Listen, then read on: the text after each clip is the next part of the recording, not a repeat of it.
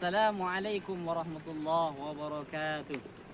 Innal hamdalillah nahmaduhu wa nasta'inuhu wa nastaghfiruh wa na'udzu billahi min shururi anfusina wa sayyiati a'malina.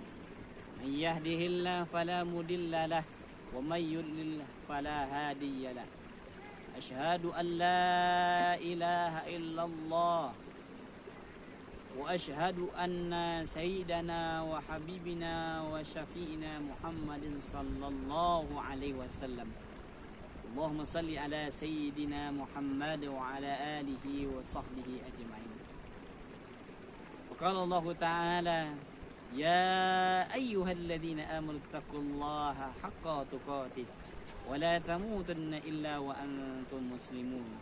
وقال الله تعالى أيضا في آية الأخرى يا أيها الناس إنا خلقناكم من ذكر أو أنثى وجعلناكم شعوبا وقبائل لتعارفوا إن أكرمكم عند الله أتقاكم. صدق الله العظيم. Kaum muslimin yang dimuliakan oleh Allah Subhanahu wa taala. Ayat ini mengkisahkan bagaimana bahwasanya kita ini adalah semuanya adalah hamba Allah Subhanahu wa taala. Tidak ada satupun yang membedakan kita di antara suku, ras kita, warna kulit kita. Melainkan yang bisa membedakan kita itu adalah yang paling dekat takwanya kepada Allah Subhanahu wa taala. Inna akramakum, sesungguhnya yang paling mulia di sisi Allah itu adalah innallahi atqakum, yaitu yang paling takwa kepada Allah Subhanahu wa taala. Ayat ini juga bercerita tentang moderasi beragama. Kenapa demikian? Dalam asbabun nuzulnya sahabat Nabi yang bernama Bilal bin Rabah. Seperti yang kita ketahui, Bilal bin Rabah itu adalah sahabat Nabi yang berkulit hitam pekat, yang mungkin kulit hitam bagi kita sering diolok-olokkan, sering dibuli. Maka ayat ini turun ketika sahabat yang bernama Bilal bin Rabah hendak pergi untuk menggunakan azan di sebuah bukit di kota Mekah, disuruh oleh Rasulullah SAW ketika itu. Lalu sebagian sahabat di kota Mekah mencemoohkan dan bahkan mengolok-olokkan dari sahabat Ali, sahabat Bilal bin Rabah. Mereka mengatakan, apakah Muhammad itu tidak ada lain, tidak ada lagi yang bisa untuk mengumandangkan azan daripada orang yang seperti gagak berkulit hitam ini. Sungguh na'udzubillah min dzalik. Sungguh celaan ketika itu sangat menyakitkan hati Bilal bin Rabah. Maka turunlah ayat ini. Yang membedakan kita itu adalah tinggi ketakwaan kita kepada Allah Subhanahu wa taala. Mudah-mudahan kita tidak mudah untuk meremehkan, menganggap remeh orang lain, menganggap remeh orang yang stratanya tidak sama dengan kita. Begitu juga kaum muslimin yang dimuliakan Allah Subhanahu wa taala. Dalam implementasi moderasi agama yang kita angkat hari ini adalah sikap tawazun, yaitu seimbang. Di dalam hadis Rasulullah SAW yang diriwayatkan oleh Imam Ibnu Asakir, dikatakan bahwasanya man taraqat dunya lil akhirah. Barang siapa yang meninggalkan dunianya untuk akhiratnya, walil akhirati lid dunya, dan meninggalkan akhiratnya untuk dunianya, hatta sampai atau hingga yusibu biha, sampai ia menggabungkan keduanya antara dunia dan akhiratnya. Fa innad dunya balagul ilal akhirah, karena pada dasarnya, pada sesungguhnya dunia itu yang menghantarkan seseorang itu pada akhiratnya. Artinya kita harus menggabungkan antara dunia dan akhirat kita. Diperkuat dengan ayat Allah Subhanahu wa taala, dikatakan bahwasanya wabtaghi fima ataqallahu ad-darul akhirah. Dan raihlah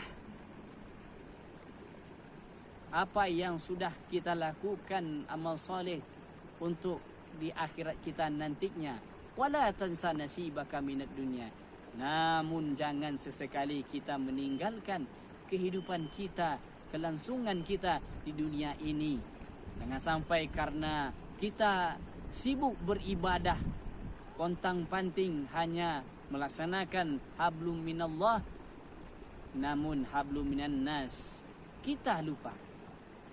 Istri kita terkatung-katung, anak kita juga demikian. Kita tidak mau untuk mengais rezeki, yaitu untuk mencukupi kebutuhan pribadi dan kebutuhan keluarga, juga kebutuhan bagi orang yang membutuhkan nantinya. Maka untuk itu kaum muslimin, kita harus menjadi orang yang tawazun. Tidak boleh kita israf, tidak boleh kita menjadi orang yang berlebih-lebihan. Karena Allah itu tidak menyukai orang-orang yang berlebihan. Innallaha la yuhibbul mu'tadin. Begitu juga dikisahkan, diriwayatkan bahwasanya ada 3 orang sahabat Rasulullah SAW yang ketika ia mengunjungi istri Rasulullah SAW tanpa sepengetahuan Nabi SAW, mereka heran bagaimana betul Rasulullah ini, ibadahnya seperti apa, yang ketika sholat malamnya sampai kakinya retak dan pecah. Maka sahabat yang 3 ini bertekad ingin menyamai bahkan melebihi amal yang sudah dilakukan oleh Rasulullah SAW. Sahabat yang pertama, ia akan beribadah sepanjang malam, solat malamnya sepanjang zaman, dan ia tidak tidur. Yang kedua adalah ia akan berpuasa namun tidak berbuka. Yang ketiga, dia menjauhi wanita-wanita dan tidak akan menikahinya. Lantas hal ini, ketiga sahabat ini sampai kepada Rasulullah beritanya. Maka Rasulullah SAW menyampaikan nasihat kepada 3 orang sahabat tadi. Apa yang disampaikan oleh Rasulullah? Saya solat malam, tapi juga saya istirahat. Saya juga tidur.